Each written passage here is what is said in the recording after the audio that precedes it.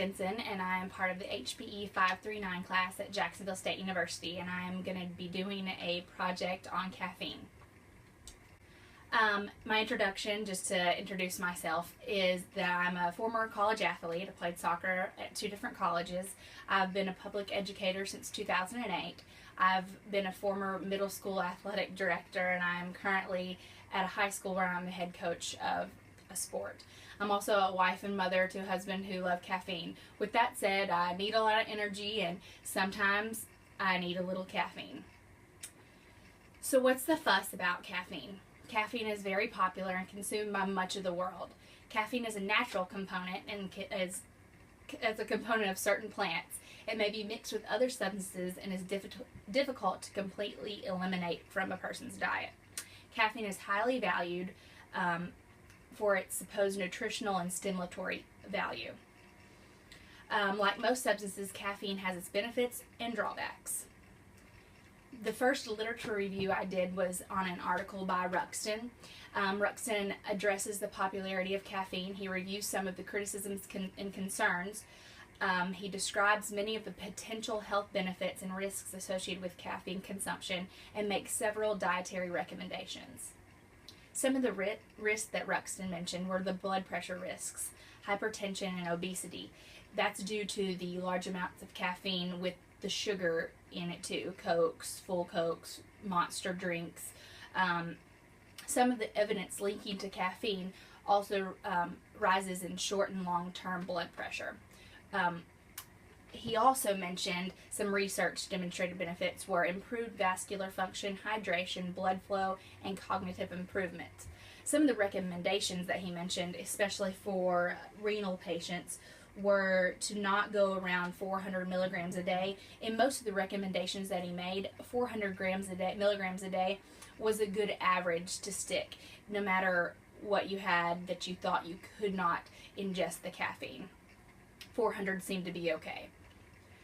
And the next literature review was an article by Hoffman. He discusses the popularity of caffeine again, how energy drinks can facilitate weight loss and enhance athletic performance in athletes, and he also made some cautionary observations.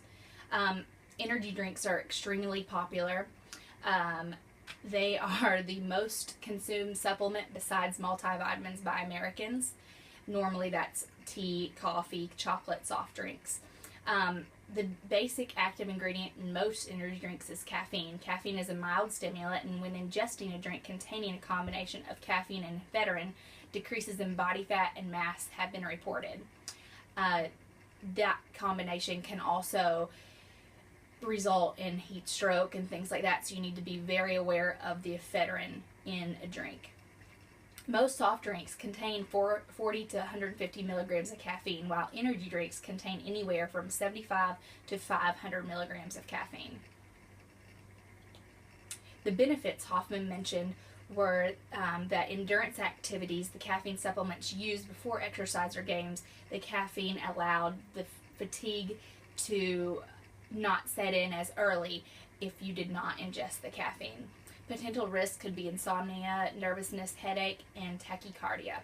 The third literature review was a survey done using questions, and they questioned addiction professionals. Caffeine withdrawal independents are official, that's for sure.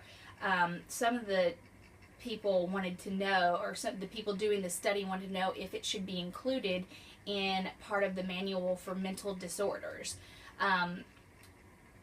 which also identifies caffeine withdrawal as a disorder. Participants in this survey were members of 6 clinical and scientific addiction-focused organizations. The results from this were that 90% of the respondents thought that quitting caffeine could produce withdrawal symptoms, and 73% thought that caffeine withdrawal can have clinical importance, but 49% did not think that it should be listed in the DSM as some kind of mental disorder. So that was the conclusion. The mental disorder, not so much, but yes, withdrawal symptoms are prominent. The fourth literature review I did was a study of caffeine prescribed in the NICU to premature babies.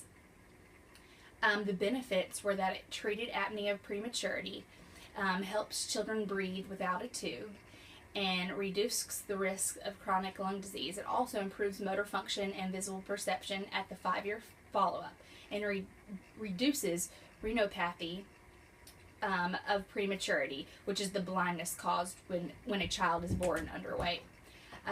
Short-term risks were tachycardia, irritability, and diminished weight gain. The long-term risks, there were none.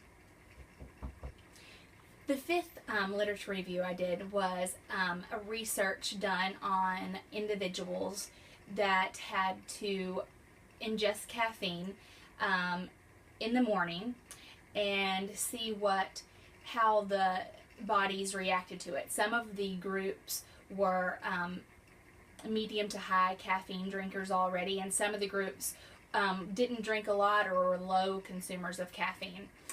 The results from this were that caffeine reduced sleepiness in both groups, but mental alertness and mental performance was not affected. The non to low caffeine consuming subjects experienced anxiety and jitterness, which they didn't like the feeling of that, so it kind of counteracted the other benefits. But the medium high to subjects did not experience that, possibly because of tolerance. The tapping time or the motor performance had benefits in both groups. So the conclusion of this study was that caffeine made consumers faster, but not necessarily smarter. Practical applications of caffeine include exercise endurance, delayed fatigue, enhancing alertness, focus, and reaction time. It stimulates potential and strength and power athletes, and it benefits motor performance. But, like we've mentioned, you have to do this in moderation. 400 milligrams seems to be a good number to stick with every day if you ingest caffeine. So you need to take that in consideration if you are considering consuming caffeine. Thank you very much.